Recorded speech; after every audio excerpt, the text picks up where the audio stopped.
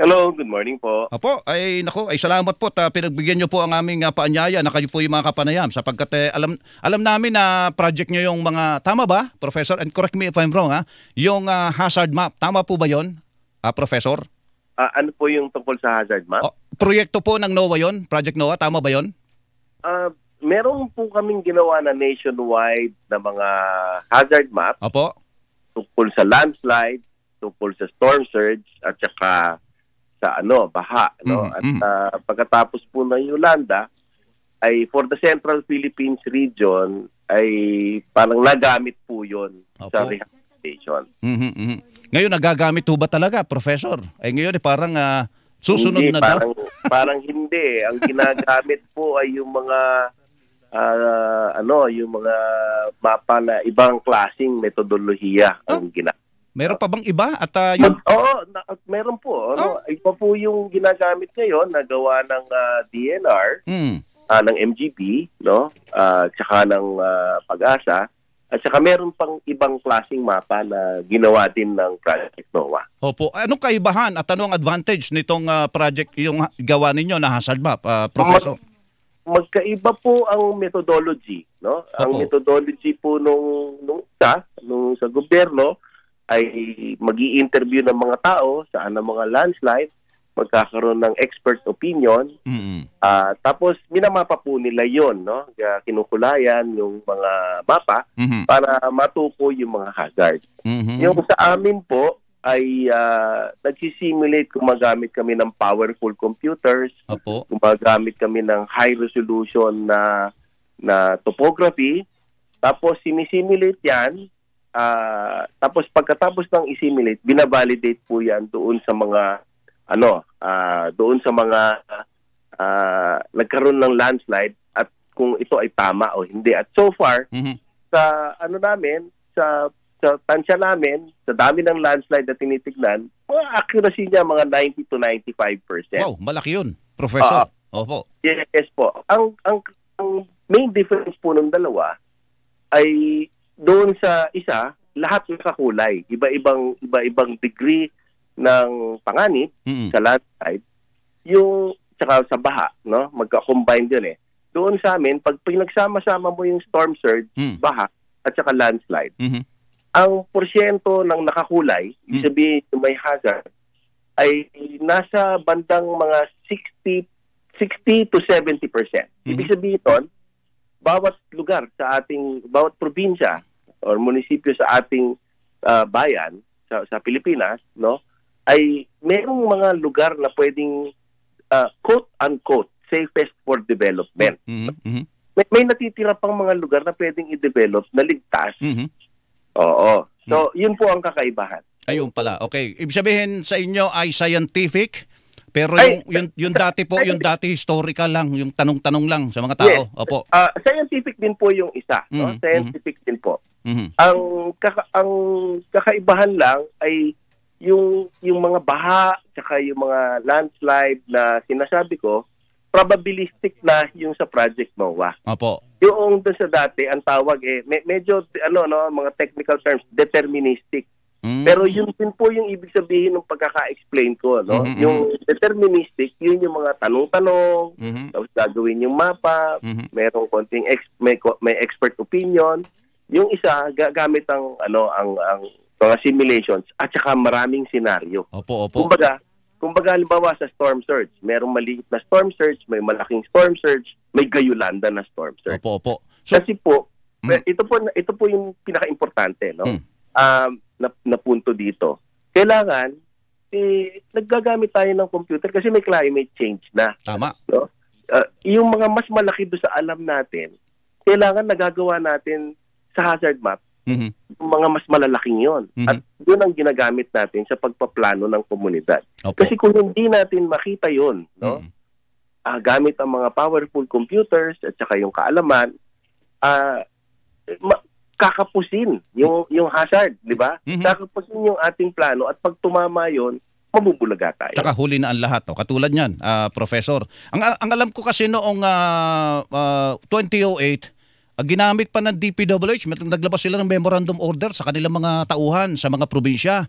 Nagamitin daw yung hazard map ninyo para ipatupad yung no-build zone doon sa mga hazard, yung mga lugar kung saan ay delikado, landslide prone area. Mga ganun ba, Professor?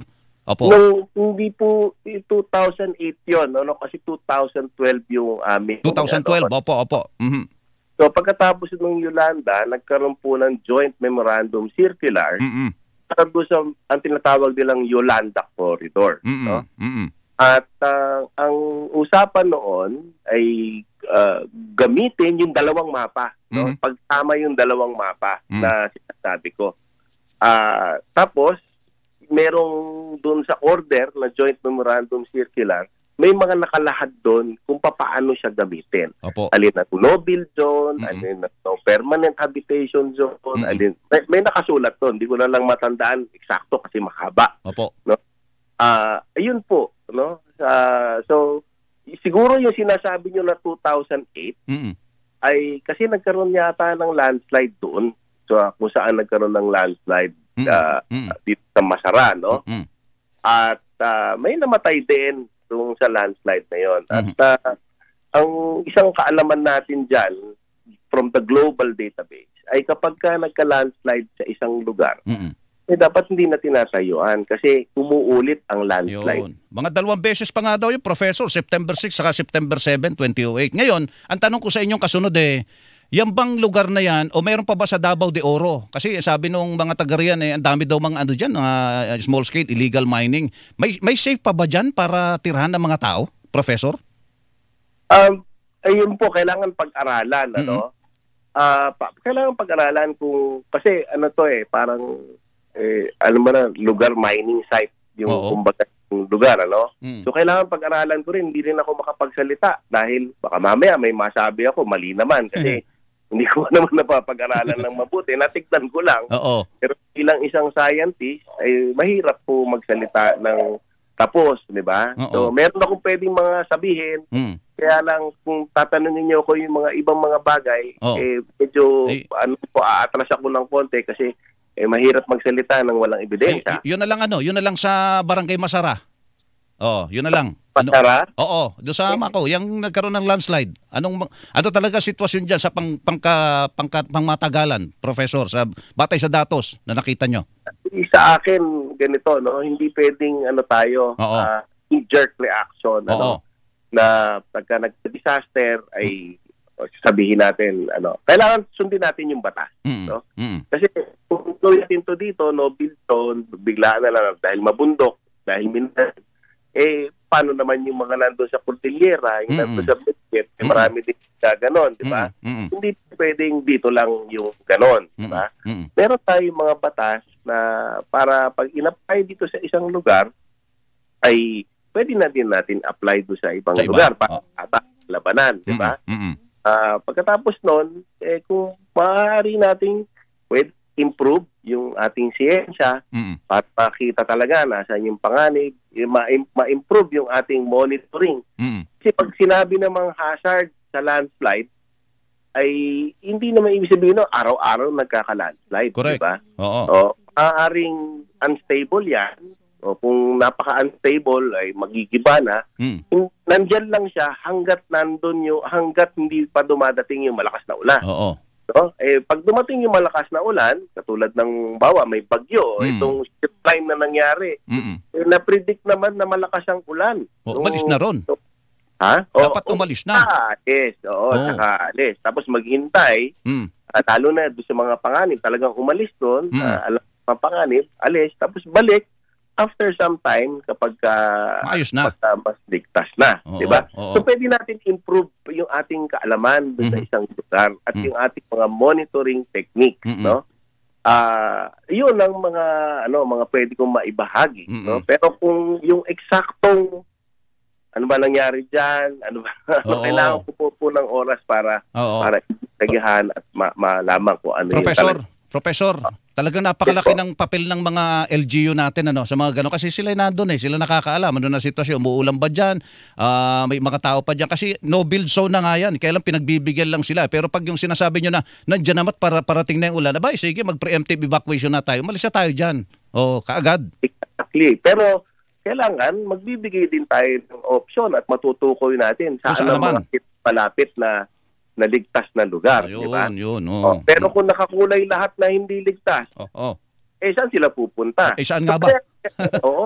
Kaya kailangan natin ng siyensya para itukuyin yung mga lugar na yon na pinaka hindi ligtas, di ba? Na malapit doon sa lugar ng kanilang kabuhayan. Ayun, okay, sige. Professor Lagmay, salamat po sa panahon at sa paliwanag. Magandang umaga po sa inyo.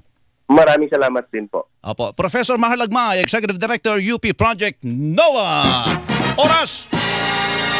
Alas 6:36 na po ng umaga. Radyo na, TV pa, Melo pa. Melo del Prado sa Super Radio DZ